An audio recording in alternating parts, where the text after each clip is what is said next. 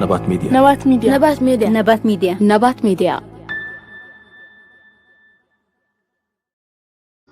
سلامة خاتتلتي نبات ميديا كما يكنيكم كما يالهم أبا زلزل لهم سلامة عنان نعفهم يكون النابلنا نلومون كم تلومون استفرالية حسة الزلوم مدبات كلنا شير لايك سبسكرايب نقبرنا نزي يوتيوب channel لابد معباي كل زكالنا كنقبر كومون زغنا يكون طعامي حبريتات ملون نحرال لدما بمن قد واساب بزل تحت اللغز تليفون قطرخبنا تقوليهم بعبيد ما شير لايك سبسكرايب نقبرنا نزي تيبا بمعباي كل زكالنا كنقبر دقاقيمنا نصوع أتوقع داركاتشو أب EMS ميديا كلمة يغير نيرو ويدما انترفيو غير نيرو أبتنسو زهابو انترفيو وي كلمة يغ حد زربات زاري بلو أب زحالة وانات ون فيديو تاسريحنا لنيرناينا إذا حق زكن بعلوم إثيوبيا ويان يزاربو وصل زلوينا دقيمنا نمتو زلنا سنتاي إلو أبتنسو زغبورو كلمة يغ دحري وعلى بريتوريا منغستي سرعة بلتسقنا أتمجمريا نتقراي ويدمان حيلتا تقراي زحاتتهم حتو انت دانيرو حابيرنا نفانون ويدما نمنغستي إيرتران كنودقو هنكالالنا نزيعا كتقولوا لكم حبابيرنا نودقو بمبال اتي ناي مجمريا عب لعلي حزب المنغسن إيرترا كحدت زفت مسرعات مغانو بزي ولاو المنغدي قليت والله نعو زملكات حزر زبالة فيديو دما كنمتسالكم هنا حابيرنا نكاتاتلو ማነው ጥቃት ለመሰንዘር መጀመሪያ ያሰበው? የፕሪቶሪያን አግሪመንት ተከትሎ የትግራይ ኃይሎች የተጠየቁት የመጀመሪያው ጥያቄ ምንድነው? የአማራ ፋኖንና ኤርትራ መንግስት በጋራ ሆነን እንውጋ የሚል ጥያቄ ነው እኮ የቀረበላቸው። ኤርትራ ጋር የነበረው ወዳጅነት በክህደት ነው የተደመደመው ማለት ነው።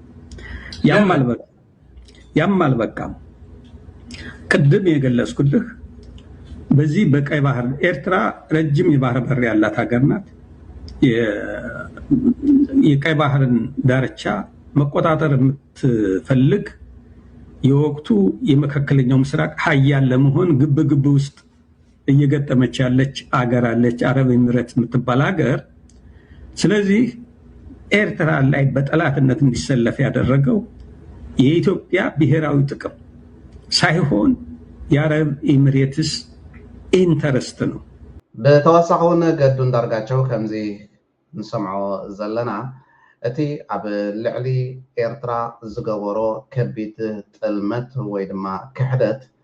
ناي إثيوبيا طغمي بمبال زي كونه نربحا ناي إمارات بمباليو نابزي زي وصو عزقتي تشميمو سلازي نطغمي إثيوبيا ويان زي كونه نطغمي ناي إذا إمارات عرب تبهازلا أب كيح بحري ويدما بقرنا أفريكا صلوعا نغا تسفح فحت قدو زنبرت قعزو ناتا قيلا ويدما ناتيا تلقى أخي نموغاني وعبل علي إيرترا كحدت فزيمو زلو በዚህ ምክንያት አረብ ኤሚሬት እኮ የሐሰብ ወደብን ለማልማት ወስዳ ነበር። በአጭር ጊዜ ውስጥ ነው ሰዓታት አይ ቲንክ 48 ሰዓት እንደዚህ አካባቢ ነው ለቃችሁ ውጡ የተባሉት። ያልሆነ ነገር ሲያደርጉ ተገኝቶ ይመስለኛል። እዛም ኢማራት ዝበሃሉ ዘለው ኣብ ዓሰብ ወይ ድማ ወደብ ዓሰብ ንምልባዕ ዕድል ተዋሂብዎም ነይሩ እዩ። እንተኾነ ግን ኣብቲ ግዜቲ ዕድል ኣብ ዝተዋህቦም ዘየድሊ ስራሕ ወይ ድማ ዘየድሊ ተግባራት ክገብሩ ስለዝተረኽቡ ወይ ድማ ክሰርሑ ስለዝተረኽቡ ብመንግስቲ ኤርትራ ኣብ ውሽጢ 48 ሰዓታት ንብረቶም ጠቕሊሎም ክወፁ ትእዛዝ ተዋሂብዎም እዩ። ስለዚ እቲ ዘምለጦም ዕድል ብመንግስቲ ኢትዮጵያ ገይሮም ክረኽብዎ ስለዝደለዮም እቲ ናይ መጀመርያ ክሕደት ኣብ ልዕሊ ኤርትራ ብስርዓት ብልፅግና ንክግበር ዝደፋፍኡ ወይ ድማ ናቶም ተለኣኣኺ ኮይኑ ንክሰርሕ ዝገበርዎ እዚ እቲ ታሪክ። ስለዚ ኣብ ዝሓለፈ እዋናት ተደጋጋሚ ቪድዮ ሰሪሕና ኣለኳ እንተኾና ብሓፈሹ ኢትዮጵያውያን ግን ብንጹር ዝኾነ መንገዲ ንህዝቦም እውን ሓበሬታ ይህቡ ኣለዉ። እቲ ፍሉጥ ኢትዮጵያዊ ሃይለ ገብረስላሴ ኣብዚ ሰዓት እዚ ዘይከምቲ ኣብ ዝሓለፈ እዋናት ነቲ ስርዓት ብልፅግና ዝድግፎ ዝነበረ ኣብዚ ሰዓት እዚ መነባብሮ ከቢዱ ወይ ድማ ንሕና እውን ክንሰርሕ ኣይከኣልናን፣ ግብሪ ክንከፍል ኣይከኣልናን፣ ትካላትና ክንሸይጥ እውን ኣይንኽእልን ኢና፣ መን ክገዝኣልና እናበለ ነቲ ዘሎ ሕሰም ወይ ድማ መከራ ኣብ ኢትዮጵያ بقلت سيخ زاربو لجمير الله نابو قبلكم اسمعوا በዝቶብኛል ፕሮፐርቲ ታክስ ከፍል የነበረው 20 ምናምን ሺህ 30 ምናምን ሺህ አሁን በሚሊዮን ደረጃ ስትጠየቅ በሁለት በ3 ሚሊዮን ሲተጠየቅ ዲያ ወደምንት ምንድነው የሚያመጣው? አሁን እኔ ልሽጥም ብል ህንጻውን የሚገዛኝ የለም። ያም እንደኔው ችግር ውስጥ ሊገባ አበ ዝሓለፈ ዝነበረ እዋናት ካብ 40-50 ሺህ ዘይሓልፍ ብር ናይ ኢትዮጵያ ግብሪ ዝኸፍል ዝነበርኩ ኣብዚ ሰዓት እዚ ግን ብሚልዮናት ዝኸውን ግብሪ ክኸፍል እየ ዝሕተት ዘለኹ ነዚ ክንከፍል ዓቕሚ የብልናን ንብረትና ክንሸይጥ እውን ኣይንኽእልን ኢና ዝገዛእልና እውን የለን ክብል ዘማርር ዘሎ ልሽጥ ደግሞ ስትል ምንድነው ስም ማዛወሪያ ሌላ ሆኗል አሉ ታሪኩ እና አሁን ብዙ አልሚዎች በአሁኑ ሰዓት ስታክ አድርገዋል ይመስለኛል። እውን ፍሉጣት ቲክቶከራት ይኹኑ ካልኦት ኣብ ማሕበራዊ ሚድያ ዝነጥፉ ኢትዮጵያውያን ኣንጻር ስርዓት ብልፅግና ዝቐንዐ ሰፊሕ ጎስጓሳት እዮም ዝገብሩ ዘለዉ ካብ ስልጣኑ ክእለ ከም ዘለዉ እውን ይዛረቡ ኣለዉ ገለ ካብኡ እውን ሓንቲ ፍልቲ ኢትዮጵያዊት ቲክቶከር ትብሎ ዘላ ንስማዕ እያ እሞ ንቅፅል ሎን ታቀርባለህ ትነቀላለህ አብይ ያንተ አወዳደቅ ደግሞ መጥፎ ነው አይገርምንም ትነቀላለህ እግዚአብሔር ምስክሬ ነው ትነቀላለህ ያንተ አወዳደቅ ደግሞ እንደ ጋዳፊ ነው የሚሆነው እነዛስ ምናችንም አይደሉም አንተ ግን ትወድቃለህ አወዳደቅ መጥፎ ነው የሚሆነው አስመሳይ እባብ ነህ አንተ መርዝ ናብ ካለ ምስል ነብል ድማ ተኸታተልቲ ነባት ሚድያ ኣብ ዝሰዓት እዚ ኣንጻር ስነ ጥበባውያን ኤርትራውያን ዝቐንዐ ናይ ፀለመ ጎስጓሳት ይካየድ ከም ዘሎ ንሪኦን ንዕዘቦን ኣለና ገለ ካብኡ ድማ ነዚ ስዕብ ይመስል ሓቢርና ንረኣዮ ንነብስኻ ክብረት ዘይብልካ ክብረት ኢንካ ዘንኻ ክብረት ከልቢ ክብረት ድሙ ሒዝካ እንዳኸድካ ንዓኹም እዚኣ ክብረት ከልቢ ክብረት ድሙ ዝብል ዘሎ ንኩልኻ ነዚ ኣብ ኤሮጳ ዘሎ መንእሰይ ክብረት ከልቢ ክብረት ድሙ ሒዝካ ትኸይድ ዘለኻ ዝብል ዘሎ ሰብኡት ትሕቲ ከልቢ እዮም ትሕቲ ድሙ እዮም ዝሕሰቡ ስለ ዘሎ ንዓኹም እዩ እዛ ክብረት ድሙ ሒዞም ክብረት ከልቢ ዝብል ዘሎ ነዚ ህዝቢ ኣብ ስደት ዘሎ እዩ ንዓይኩም እንትን እዚኣ ንዓኹም እያ ንኩላኹም እያ ዳሞ ንኸይድ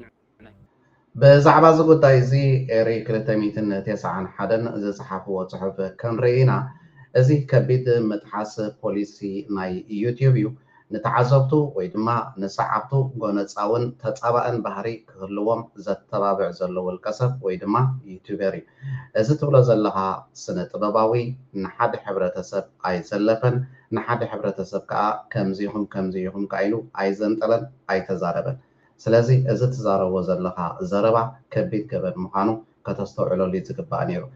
ኣብ ዝሓለፈ እዋናት እውን ቅድሚ 2 ዓመታት እንድሕር ርኢና እውን ብከምዚ ዓይነት ባህሪ መንእሰያት ኣብ ዘየድሊ ተግባራት ንክዋፈሩን ሂወቶም ንክበላሾን መፃኢኦም ንክፅልምትን ዓብ ተራ ወይ ድማ ኣስተዋፅኦ ዝገበረ ዩቲዩበር እዩ ሕጂ ድማ ብካልእ መልክዕ ብከምዚ ንሪኦ ዘለና መልክዕ ከዓ መፂና ኣሎ እስከ ናብታ ኤሪክ 291 ዝፀሓፍዋ ፅሑፍ ናብኣ ከነብለኩም እሞ ብዛዕባ እዚ ጉዳይ ትምልከት እያ ሓቢርና ንረኣያ ንጹር መጥቃዕቲ ሳይበርን ከቢድ ምጥሓስ ሕግታትን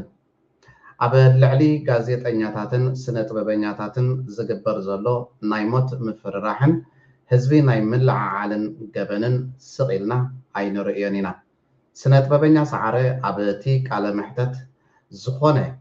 ይኹን ስም ናይ ሰብ ኮነ ናይ ጉጅለ ከይጠቐሰን ከየልዓለን እንከሎ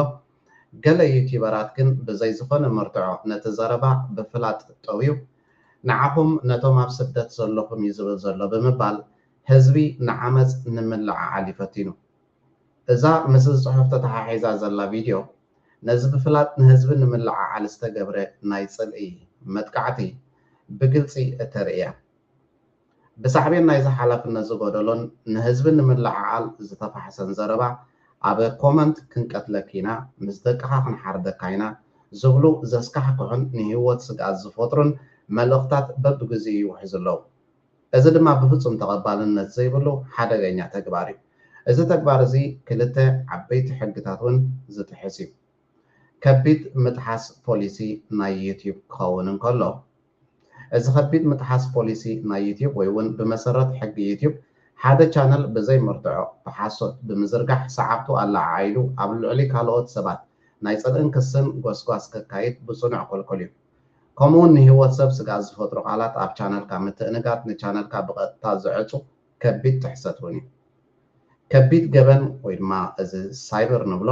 እዚ ጉዳይ እዚ ሕጊ ዩቲዩብ ምጥሓስ ጥራይ ኣይኮነን ሓደ ሰብ ዘይበሎ ብምጥዋይ ህዝብን ዓመፅ ምልዓዓል ብመንገዲ ኢንተርነት ኣብ ልዕሊ ህይወት ሰብ ስድራ ቤትን ቆልዑን ናይ ሞት ስጋት ምፍጣርን ኣብ ትሕቲ ኣህጉራዊ ሕግታት ገበን ሳይበር ብጽኑዕ ዝሕትት ከቢድ ገበን እዩ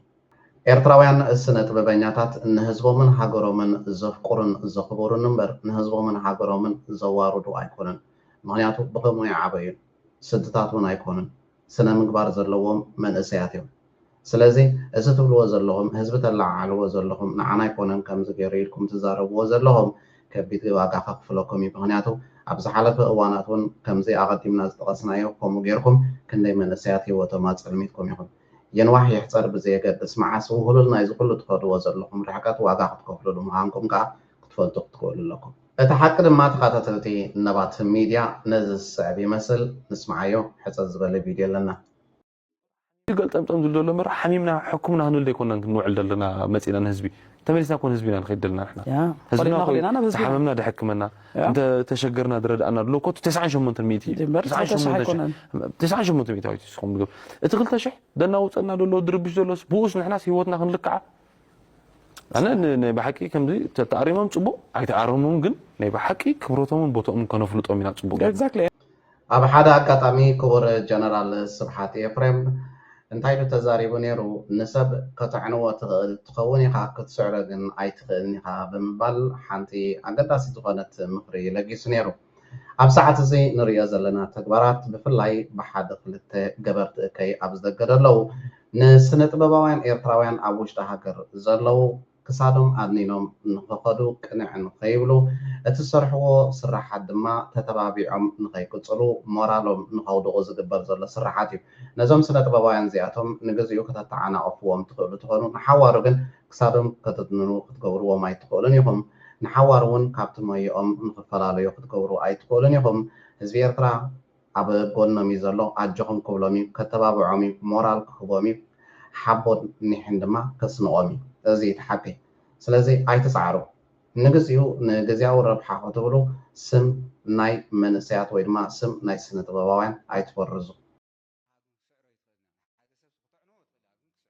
ሰብ ከተዕንዎ ትኽእል ኢኻ ግን ክስዕሮ ኣይትኽእልና ሓደ ሰብ ከተዕንዎ ትኽእል ኢኻ ግን ክስዕሮ ኣይትኽእልና ሰብ ከተዕንዎ ትኽእል ኢኻ ግን ክስዕሮ ኣፀጋሚ ድሌት ትምኒት ካሊእ ኩንነት ከዓ ካሊእ ምእዙዝነት ከይገበርካ ሓንቲ ክትገብር ኣይትኽእልና ከምኡ ስለዝኾነ እዮም ቻይና 1 ቢልዮን ህዝብስ ሓንቲ ቋንቋ ዛረቡ ብሓንቲ ሕጊ ኸዱ ብሓንቲ ሃገር ኸዱ ርግኣት እንድሕር ኣለካ ኮይኑ ዝኹል ሳዕ ዞም መሻያ ቃቕሽሽ ርግኣት ትብሎ ክሳዕ ክንዛዓብ ምዃኑ ፍላጥ ሰብ ግን ዕድሚ ይድርኢ ካብ ዕድሚ ክሪኣ ከለኻ ከምዚ ጀላቶ ቀልጢፋ ትሓቅቕ ኮይና ስለዝስምዖ ታዋቂ ኣብ መወዳእታኻ ካብ ሓደ ሃው ናብቲ ካልኣይ ሓራይ ማረት ተኸታተልቲ ነባት ሚድያ ንሎሚ ኣዳሊና ዝነበርና መደባት ነዚ ዝተኸታተልኩሞ ይመስል ነይሩ